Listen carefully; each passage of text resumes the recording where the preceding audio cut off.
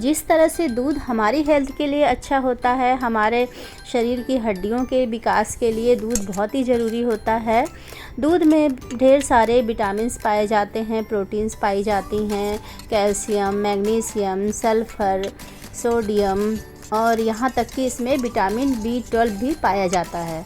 तो ये सभी चीज़ें हमारी हेल्थ के लिए बहुत ही अच्छी होती हैं।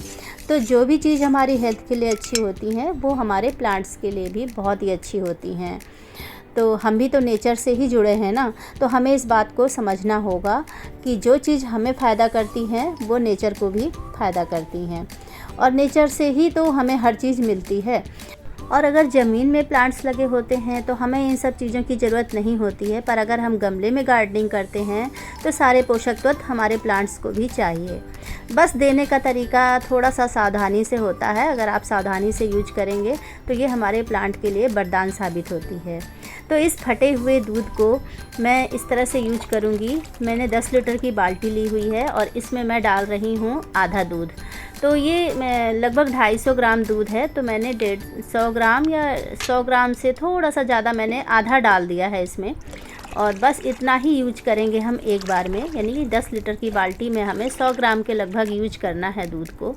और आप ये दाने जैसा देख रहे हैं, ये जो फटा हुआ दूध है उसकी वजह से ये हो रहा है, पर ये हमारे प्लांट में जाके कोई फंगस नहीं करेगा, कुछ भी नुकसान नहीं करेगा। और जो इसकी पौष्टिकता है फटे दूध में, वो पौष्टिकता, प्रोटीन्स जो भी हैं इसमें वो ख़त्म नहीं होते हैं, वो बराबर इसमें बरकरार रहते हैं।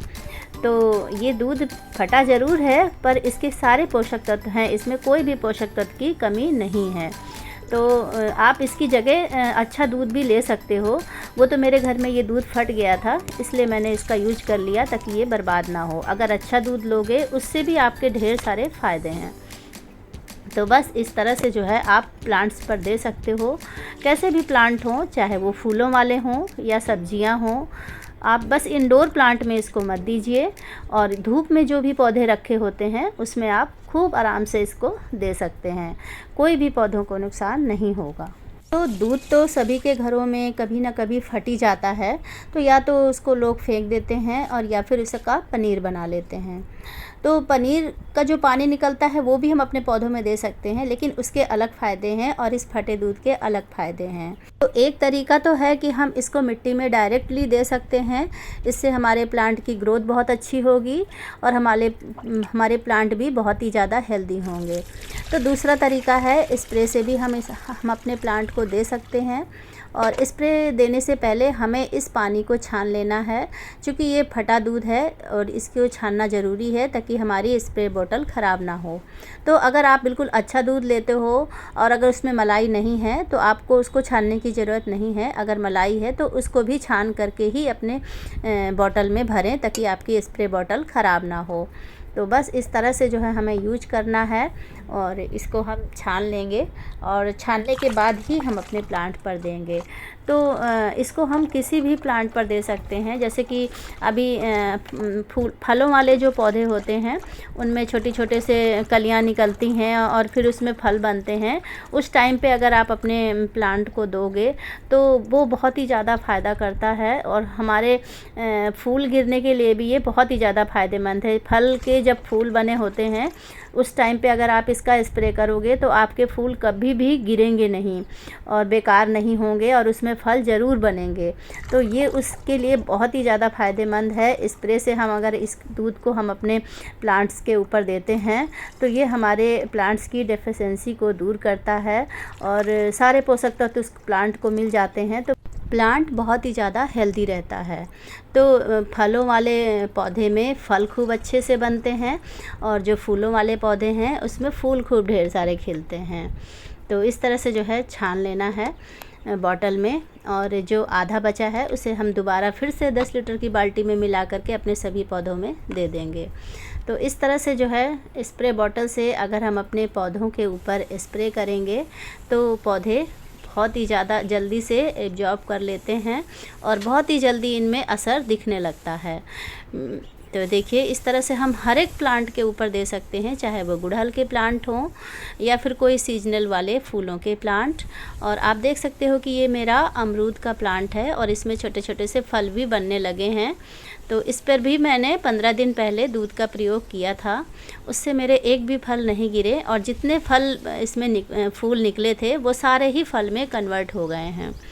तो ये फूलों वाला मधुमालती का प्लांट है, तो किसी भी प्लांट पर आप इसको दे सकते हो। ये गुलाब के प्लांट हैं तो गुलाब के पौधे पर भी हम इसमें स्प्रे कर देंगे, क्योंकि कैल्शियम की कमी तो हर एक प्लांट को होती ही है। और हम गमले में गार्डनिंग करते हैं तो इनको जितने पोषक तत्व हम देंगे ये बेचारे उतना ही लेते हैं, तो इन्हें कहीं और से तो मिलता नहीं है। तो इसलिए हमें बदल बदल करके अपने प्लांट पर कुछ न कुछ अवश्य देते रहना चाहिए।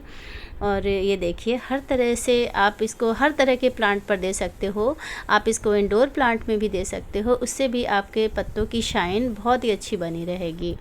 तो अभी तो मैं ये फूल वाले पौधों पर ही सभी पर मैं दे रही हूँ।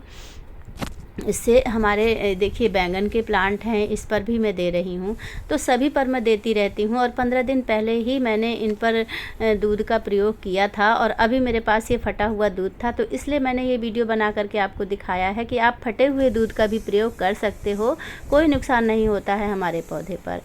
और फ्रेंड्स आप देख सकते हो कि ये चेरी का प्लांट है और चेरी के प्लांट में देखिए कितने ढेर सारे फूल लगे हुए हैं। आप देखो कितने ढेर सारे छोटे छोटे से फूल लगे हुए हैं, भरा पड़ा है ये पूरा फूलों से।